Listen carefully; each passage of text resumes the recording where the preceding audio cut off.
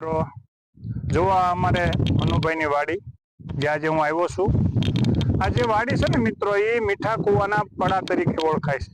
એક સમય હતો જ્યારે આમાં બધી શેરડી હતી, વાડ હતા, અમે આવતા ત્યારે, અને ત્યારે અમે નાનપણમાં બંને ભાઈઓ એક દુહો ગાતા. જે આજે ફરી પાછો આ વાડી આવ્યો અને મનુભાઈ મળ્યા એટલે મને દુહો યાદ આવી ગયો.